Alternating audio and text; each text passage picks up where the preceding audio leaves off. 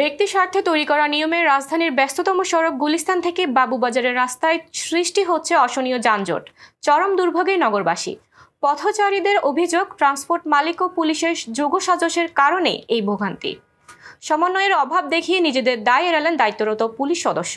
বিস্তারিত সৈকতের ক্যামেরায় জাহাঙ্গীর আলম পলককে সাথে নিয়ে রনি মজুমদারের প্রতিবেদনে। একটা ট্রাক বললে 100 টাকা পায়। এই যে পরিস্থিতি, এটা ভোগান্তিতে আমরা করি। ট্রাক বললে 100 টাকা পায়, বাস বললে 100 টাকা পায়। দেখেন ওই যে মোড়ে অনুযায়ী দেখেন একটা বাস ঘুরাইবো 100 টাকা লইব। এখানে একটা চালনি মতো রাখার মতো পারমিশন আমরা নিয়েছিলাম। লয় কিছু হালকা পাতলা চুপে চাপে লয় আর কি। গুলিস্তান থেকে তাঁতিবাজার রাস্তার দুই পাশ দখল করে ট্রান্সপোর্ট ও কুরিয়ার সার্ভিস ব্যবসা। নজরদারি নেই ট্রাফিক পুলিশের, ফলে এই সড়কে সবসময় লেগেই থাকে যানজট। কখনো কখনো 5 মিনিটের সড়ক পাড়ি দিতে ব্যয় হয় কয়েক ঘন্টা। কার অবহেলা ও কাদের জন্য এই যানজট, এই কারণ অনুসন্ধানে মাঠে নামে ভোরের পাতার অনুসন্ধানী দল। দেখা যায় সড়কের প্রায় অর্ধেক অংশ দখল করে রেখেছে ট্রান্সপোর্ট ও কুরিয়ার সার্ভিস কোম্পানিগুলো। কর্তব্যরত ট্রাফিক পুলিশের সামনেই চলছে এই অনিয়ম। সাধারণ পথচারীদের অভিযোগ, ট্রান্সপোর্টের মালামাল দিয়ে ফুটপাত ও রাস্তা দখল করার কারণে রাস্তা দিয়ে চলাচলে বেগ পেতে হয়। প্রায় সময় ঘটে দুর্ঘটনা। হ্যাঁ, অবশ্যই প্রবলেম হয়। আমরা আসার পথে যে কোনো আমরা ইয়াং জেনারেশন, তো আমরা তো কাছাকাছি আসতে পারি। অনেক মুরব্বী, আমার বাবা মা যে অবস্থায় আসে এরকম রাখাই উচিত এই রাস্তায়, এবং ইম্পর্টেন্ট রাস্তা এটা।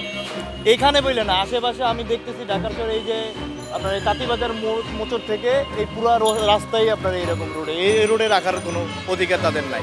মেইন রোড থেকে হাঁটার রিজন হচ্ছে তাদের জন্য। তাদের দোকান তো আছে এবং তাদের দোকানের বাহিরেও মাল রাখার কারণে আমরা ফুটপথটাও ব্যবহার করতে পারতেছি না। ফুটপথ ব্যবহার করতেছি না, রিস্ক নিয়ে এখান থেকে হাঁটতেছি। অবশ্যই ঝুঁকি হচ্ছে। আমরা সামনে হাঁটতেছি, পিছন থেকে গাড়ি এসে যে কোনো মুহূর্তে অ্যাক্সিডেন্ট একটা হতেই পারে। পুরো রাস্তাটা ব্লক, আমরা ফুটপথটাও ব্লক। কোনো একটা হোন্ডারের ভিতরে, কোনো এর ভিতরে মানুষের থাপা দিয়ে নেওয়া জায়গা, একটা মা বোনদের জিনিস নিয়ে যায়, মোবাইল নিয়ে যায়, এরকম অনেক সমস্যা। আমরা লড়ে যায়, নিজের আহত হয়ে তারপরও আসামি তো ধরতে হবে। আমাদের দাবি যে বাইরে রাস্তায় মা বোন চলাচল করে, আমাদের মা বোন চলাচল করে, মানুষের মা বোন আছে, আরও সবাই মা বোন আছে, তারা চলাচল করতে যায়, উষ্টা খেয়ে পড়ে এরকম হঠাৎ পড়ে যায়। তারপর আমরা না পেরে ধরতে পারি।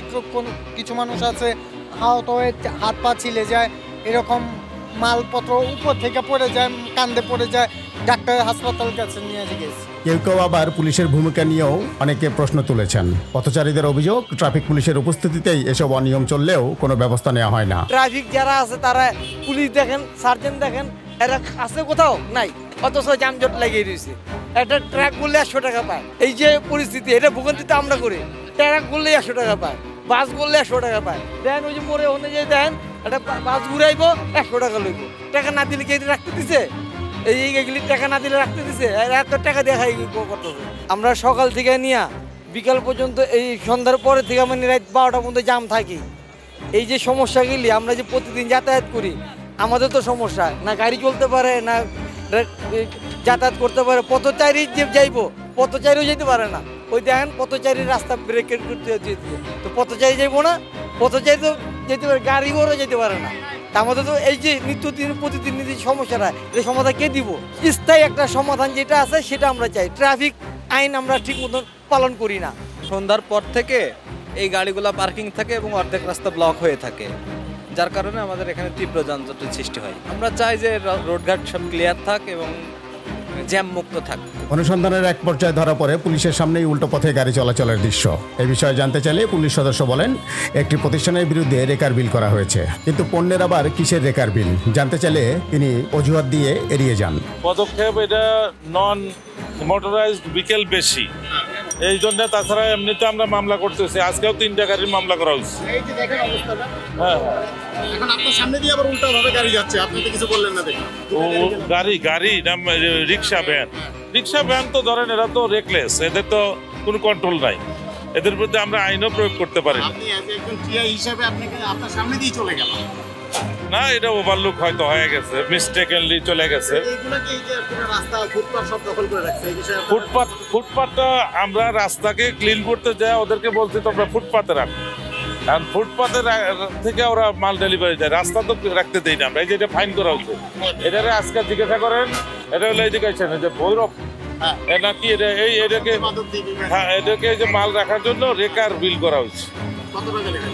1200 টাকা রেকার বিল করে দেওয়া হয়েছে। কিন্তু মাল তো সরাচ্ছে না। না এখন ছড়াবে, ও তো মনে করেন যে একবার ফাইন দিছে নিবে, ছড়াবে। এসব সমস্যার সমাধান কি জানতে ট্রাফিক পুলিশের লালবাগ জোনের ডিসির সাথে যোগাযোগ করলে তিনি জানান তারা ট্রান্সপোর্ট মালিকদের সতর্ক করেছেন, মোবাইল কোর্টের মাধ্যমে উচ্ছেদ অভিযান করা হবে। এডিসিও একই সুরে কথা বলেন। ওখানে যে আমার যে এসি আছে এডিসি আছে তাদেরকে বলছি, এবং ওরা মালিক সমিতি ওরা যারা আছে তাদেরকে খুব স্ট্রংলি আমরা বলছি যে না, এখানে এই সড়ককে প্রতিরোধ করে কোনোভাবেই এগুলো করা যাবে না।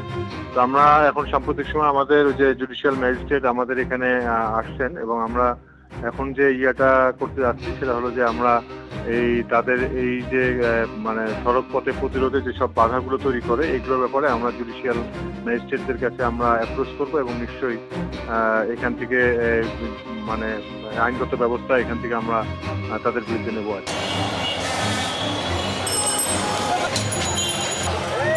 কোনোভাবেই যেন মুক্তি মিলছে না নগরবাসীর এই দুর্ভোগ থেকে। এই দুর্ভোগ থেকেই মুক্তি চাচ্ছে বিভিন্ন জনের সাথে কথা বলে আমরা তাই জানতে পারলাম, এবং সংশ্লিষ্ট যারা আইন শৃঙ্খলা বাহিনী আছে তাদের কাছে আবেদন জানিয়েছেন যাতে এই বিষয়টি দ্রুত তারা একটি সমাধান চায়। রনি মজুমদার, ভোরের পাতা, ঢাকা।